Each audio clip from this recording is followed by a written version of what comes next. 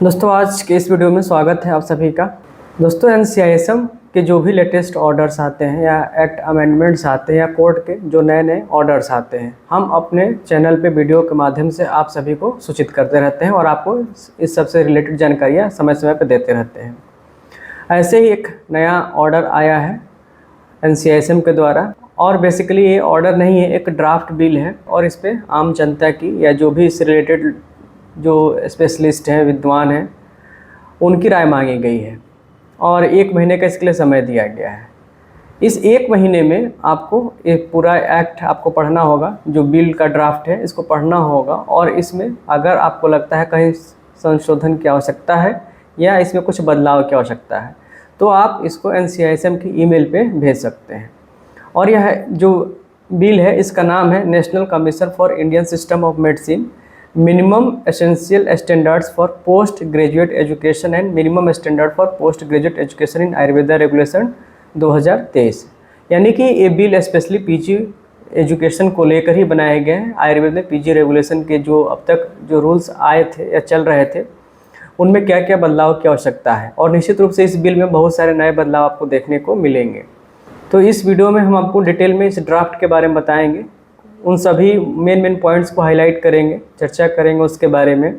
और आप लोग इस वीडियो को पूरा देखिए, क्योंकि काफ़ी बड़ा एक्ट है तो समय भी इसमें आपको ज़्यादा देना होगा, ज़्यादा देखना होगा। आपको देखना इसलिए ज़रूरी है कि आप लोग निश्चित रूप से चाहते हैं कि आयुर्वेद के एजुकेशन में बहुत ज़्यादा सुधार की आवश्यकता है, सबका मानना यही है। लेकिन जब नीति की बात आती है, सलाह की बात आती है, उसमें बहुत से लोग पीछे हट जाते हैं, समय पे सलाह नहीं देते। तो यह समय पीछे हटने का नहीं है।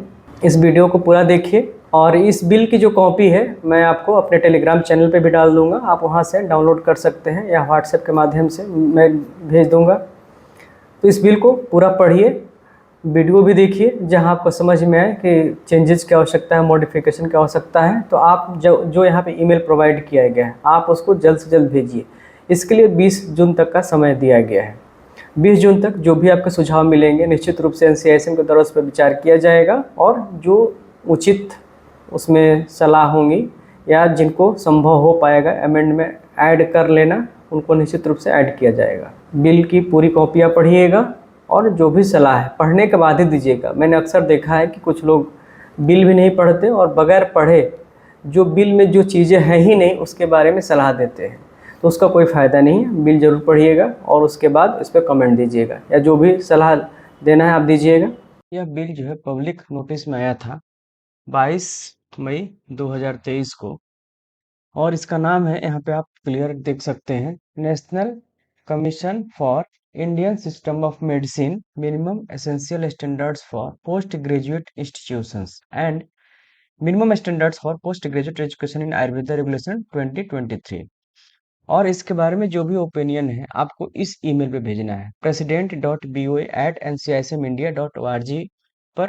ये आया है VL Mehra, secretary incharge NCISM की तरफ से, और जो कि सभी प्रेसिडेंट्स को भेजा गया है, ऑल कमीशन मेंबर्स को भेजा गया है।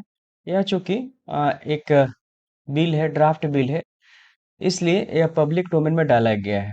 अभी इस पे कोई डेट मंथ ईयर नहीं पड़ा है, क्योंकि अभी अप्रूव नहीं हुआ है। ये ड्राफ्ट बिल है जिसमें जो भी आयुर्वेद से या पब्लिक डोमेन में डालकर पब्लिक के ओपिनियन इसमें मांगी गई है। जो जो चेंजेस आएंगे, जो ओपिनियंस अगर मिलते हैं इसमें, उसके बाद यह जो है गजट में नोटिफाई हो जाएगा और उसके डेट मंथ ईयर सब जो है उस गजट में आ जाएगी। और जिस दिन ये पब्लिश होगा तभी से ये जो है अप्लाई हो जाएगा, यह लागू हो जाएगा, और जितने भी पीजी के से रिलेटेड रेगुलेशंस हैं उन सबको सुपरसीड करने के बाद जो है यह लागू हो जाएगा। तो शुरुआत में बहुत सारे डिफरेंसेस दिए गए हैं जिसकी कि ऑलरेडी आप लोग पढ़ भी चुके हैं, जानते भी होंगे। हम इतना डिटेल में नहीं जाएंगे, हम सिर्फ मेन जो प्रावधान इसमें किए गए हैं, जो चेंजेस किए गए हैं, हम उसी की बात करेंगे इस वीडियो में।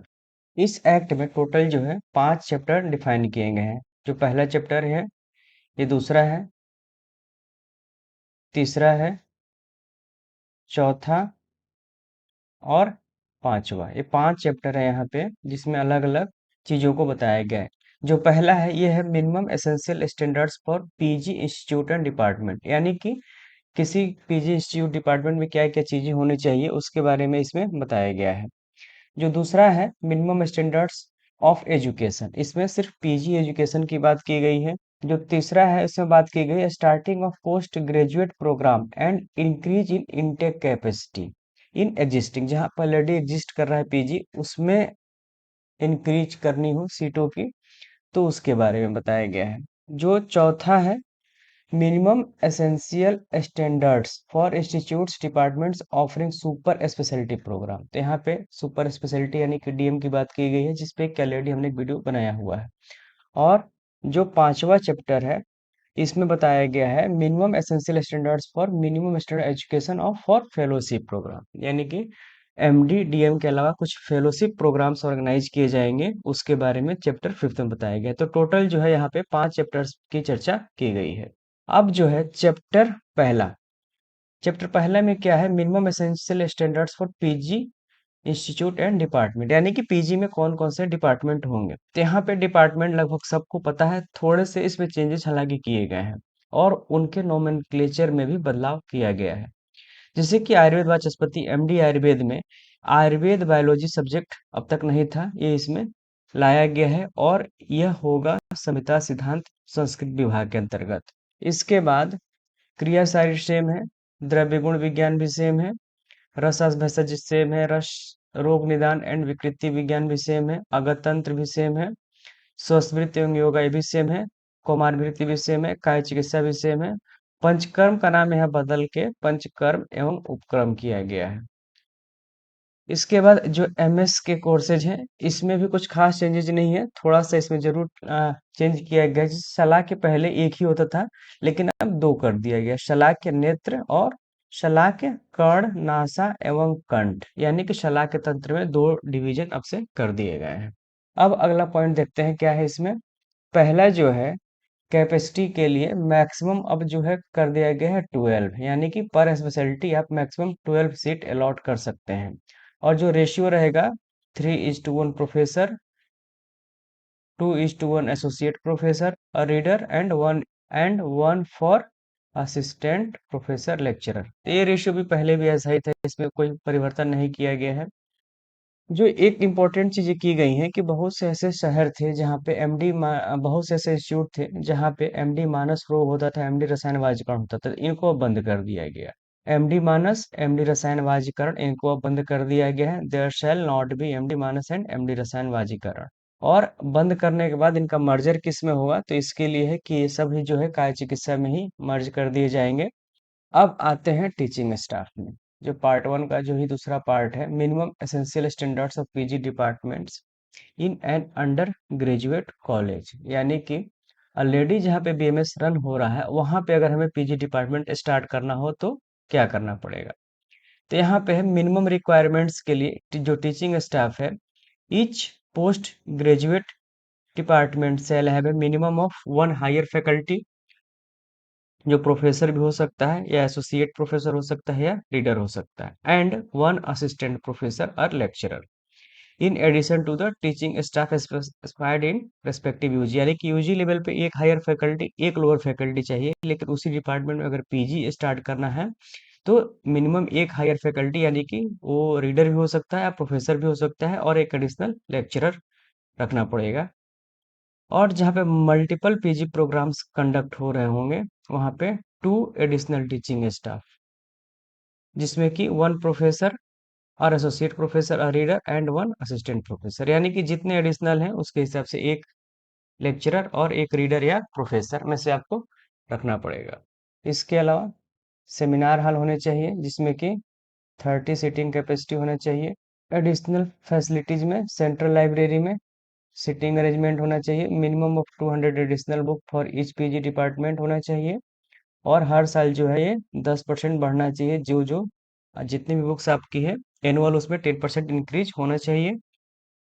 जर्नल के बारे में है कि जितने भी जर्नल जो है in addition to the journal specified in MSc 2022, यानी कि अभी आने वाला है, minimum of 4 journals specific to the PG subject shall be made available, तो मिनिमम जो है 4 जर्नल्स हर पीजी डिपार्टमेंट के अकॉर्डिंग जो होने चाहिए।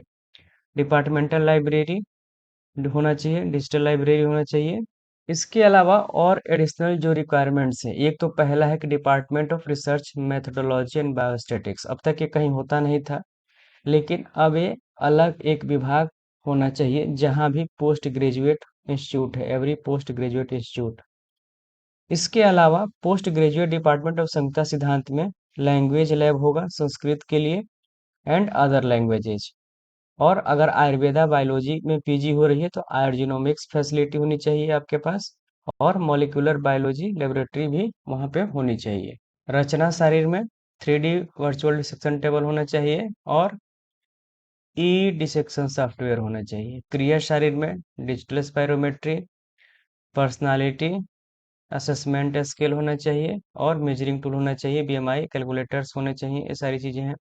द्रव्य गुण में फाइटोकेमिकल लेबोरेटरी होने चाहिए। रस शास्त्र भेषज कल्पना में microscope, digital muffle furnace, advance QC lab, quality control lab होना चाहिए। रोग निदान में एडवांस डायग्नोस्टिक फैसिलिटी होना चाहिए। आगत तंत्र में ये सारी चीजें एज यूजुअल है, जो पहले थी उसमें बहुत ज्यादा चेंजेस नहीं किया गया है। यहाँ पे जो चेंज किया गया है बेड ऑक्यूपेंसी में, अब जो है एवरेज बेड ऑक्यूपेंसी सेल भी 80%, जितने भी क्लिनिकल सब्जेक्ट हैं सब में 80% है। यहाँ पे कौमार भृत्य का है, इसके बाद काय चिकित्सा का है, यहाँ भी 80% बेड ऑक्यूपेंसी होनी चाहिए। पंचकर्म में भी 80% बेड ऑक्यूपेंसी होनी चाहिए। तो जितने भी क्लिनिकल सब्जेक्ट हैं सब में 80% बेड ऑक्यूपेंसी रखी गई है। शलाक्य में जैसे कि हमने इसके पहले ही बताया था अलग अलग होना चाहिए, तो यहाँ पे एक्सक्लूसिव ऑप्थेल्मिक ओपीडी होना चाहिए और कर्ण नासा एवं कंठ एक्सक्लूसिव ओपीडी, यानी कि आप यहाँ पे सेपरेट किया गया है, अप्थो की अलग होगी, ईएनटी की अलग होगी। और इसके लिए लिखा इन्होंने कि द टीचिंग स्टाफ, स्पेशल यहाँ पे नोट लगा हुआ है, आप देख सकते हैं यहाँ पे, इसको जरूर पढ़िए, इंपॉर्टेंट नोट है। The teaching staff shall be formed into units of नेत्र एंड केएन, यानी कि कर्ण नासा कंट्रो, दोनों में अलग अलग होगा। Each unit having a minimum of professor और associate professor and assistant professor, यानी कि सेपरेट दोनों विंग में आपके पास हायर फैकल्टी भी होना चाहिए, लोअर फैकल्टी होना चाहिए, और हेड और डिपार्टमेंट दोनों में से किसी एक का हो सकता है जो दोनों यूनिट को गवर्न करेगा। ऑक्यूपेंसी यहाँ पे भी बेड ऑक्यूपेंसी जो है 80% ही होना चाहिए। सीआरएल की डिमांड हमेशा से रही है, सेंट्रल रिसर्च लेबोरेटरी जरूर होना चाहिए।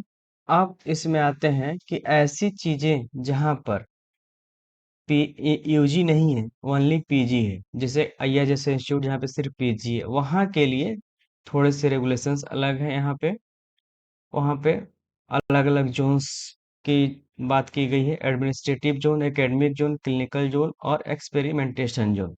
तो ये काफी लेंदी हो जाएगा, हम इसकी चर्चा नहीं करेंगे, क्योंकि ऐसे बहुत ही रेयर हैं जहाँ पे सिर्फ पीजी है, यूजी नहीं है, तो इसको हम फिलहाल स्किप कर देते हैं।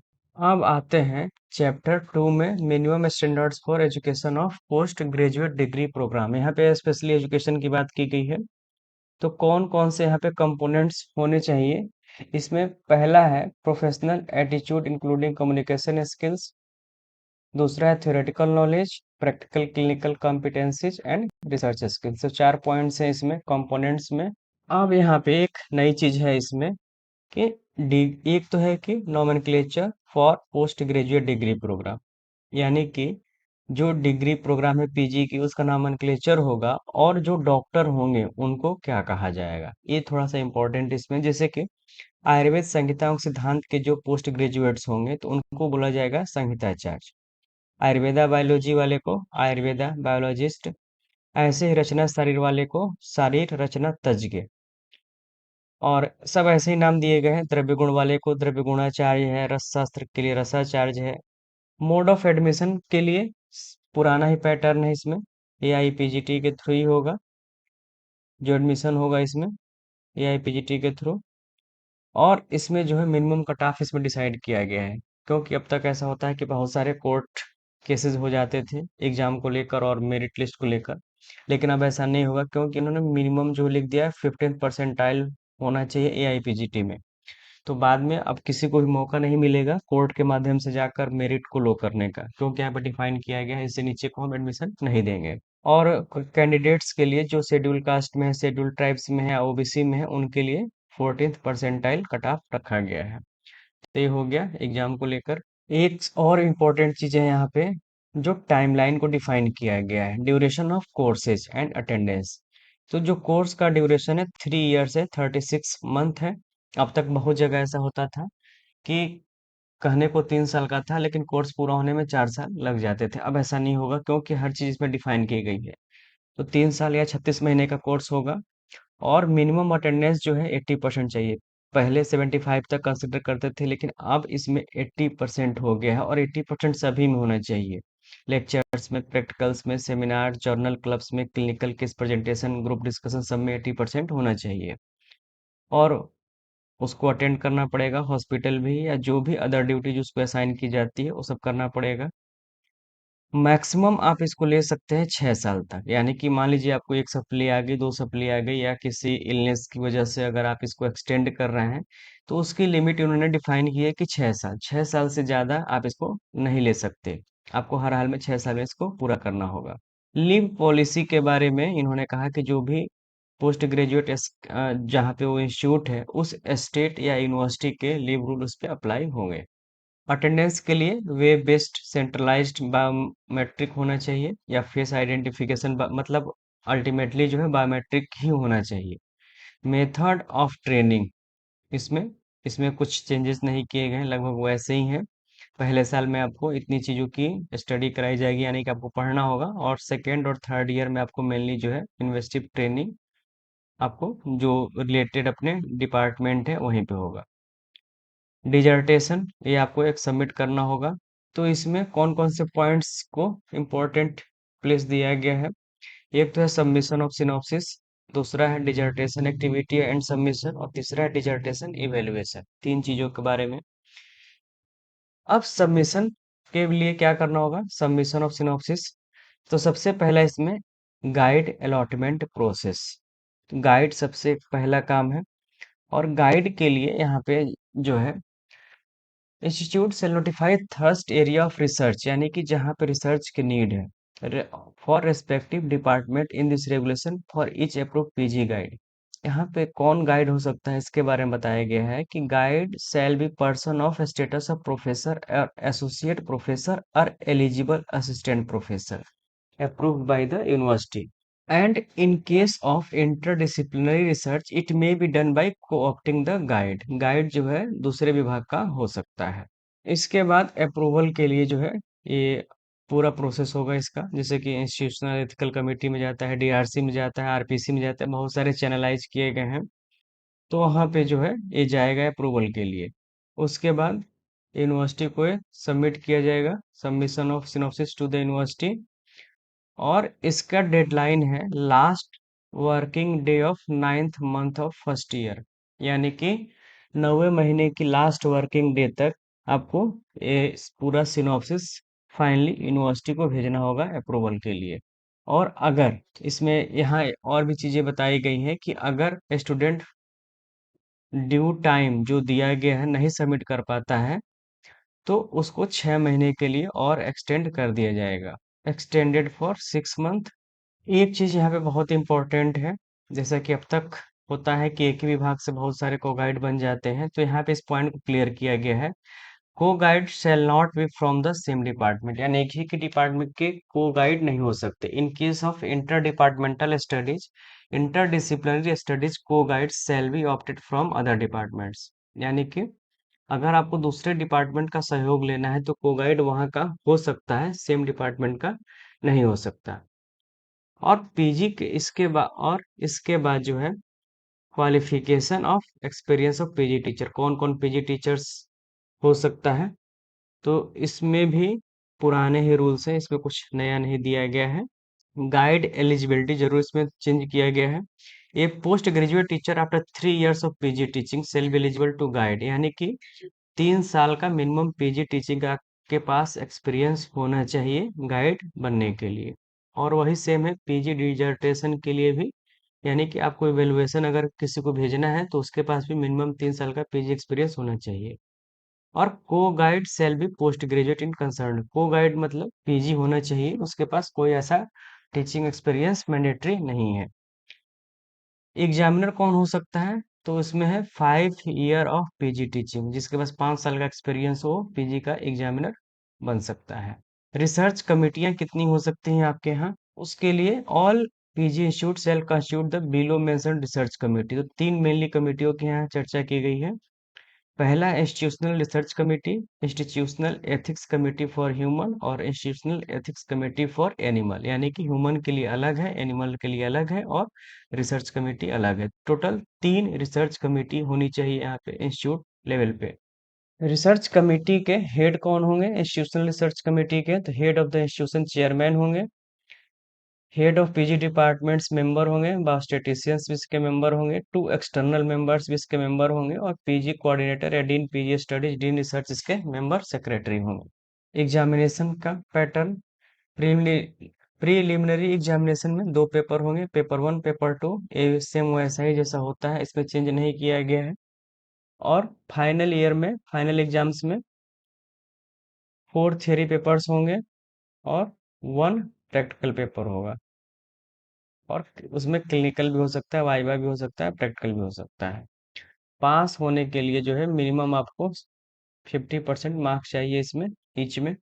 यहाँ पे सप्लीमेंट्री की बात की गई है। इन case of failure in any one of the theory paper, यानी कि 4 पेपर जो फाइनल में होने हैं, अगर किसी में भी आप फेल हो जाते हैं तो आपको पूरा का पूरा पेपर देना होगा, यानी कि 4 थियरी पेपर्स भी देना होगा और प्रैक्टिकल भी देना होगा इसमें।